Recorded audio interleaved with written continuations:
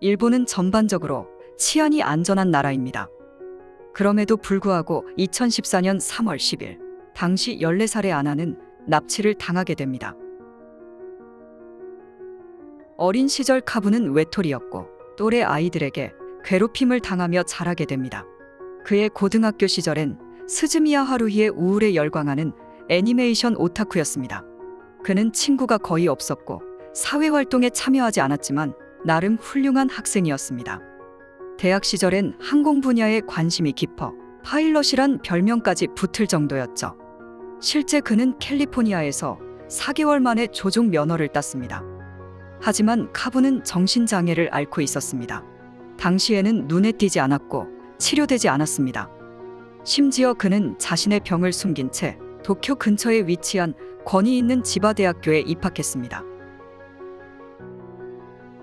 그가 23살이었을 때 그는 실험을 하기 위해 누군가를 납치해야 한다는 생각에 사로잡혔습니다.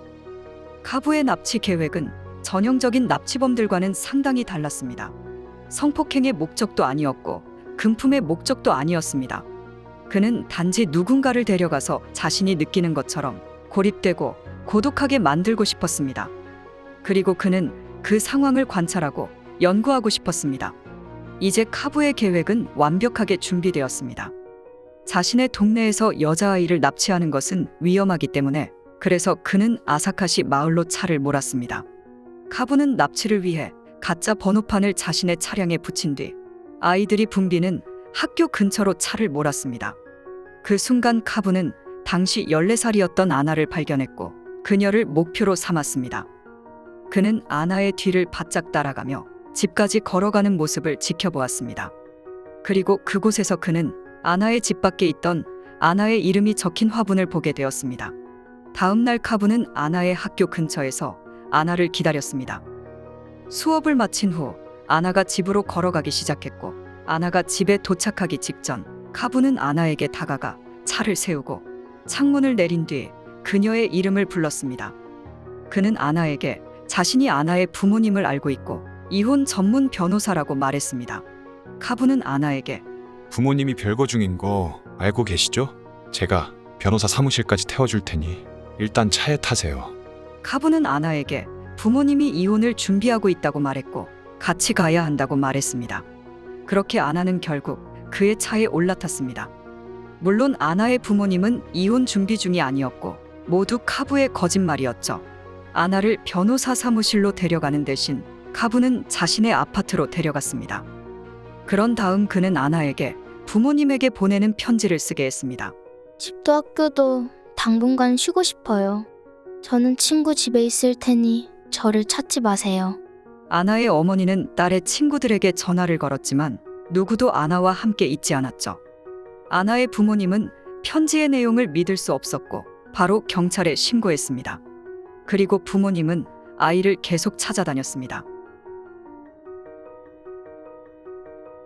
카부는 아나에게 그녀의 부모에 대한 끔찍한 이야기를 만들어냈고 아나는 자신의 부모님이 자신이 사라진 것을 신경 쓰지 않고 찾지도 않는다고 믿기 시작했습니다. 카부는 그녀에게 신체적으로 학대하거나 성적으로 학대를 하지 않았지만 아나가 세상에 혼자라고 믿게 만들도록 아나를 감정적으로 조종했습니다.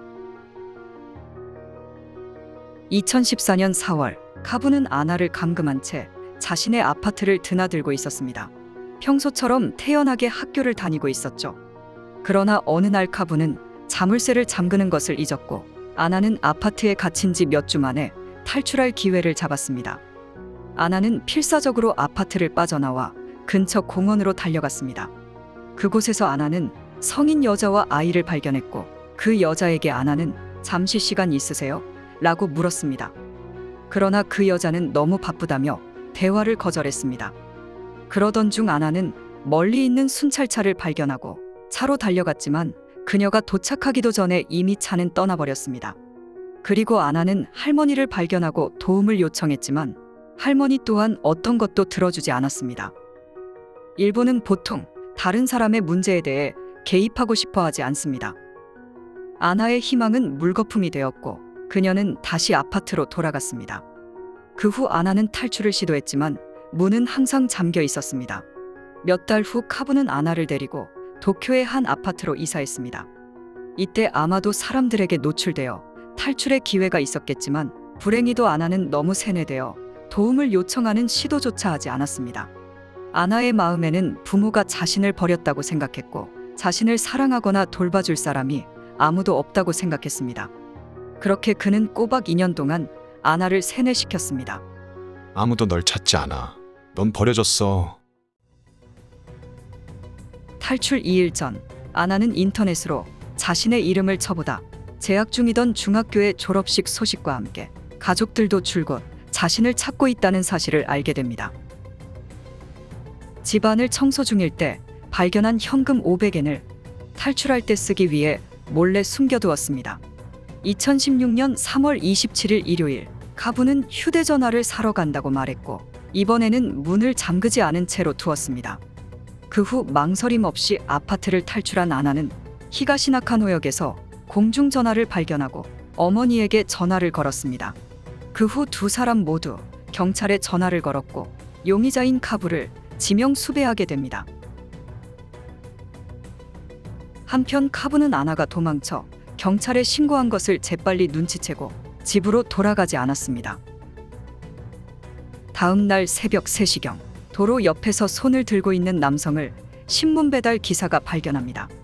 카부는 커터칼로 스스로 목숨을 끊으려 했지만 실패했다고 말했고 그는 병원에서 치료 후 퇴원하자마자 즉시 체포되었습니다.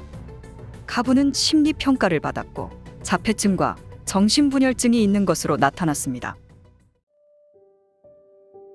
재판에서 카부는 나는 숲의 요정이다라며 말도 안 되는 헛소리를 짓거렸고 그의 변호사는 카부가 아나를 2주 동안만 가두었었고 이후 아나는 자신의 의지에 따라 머물렀다고 주장했습니다.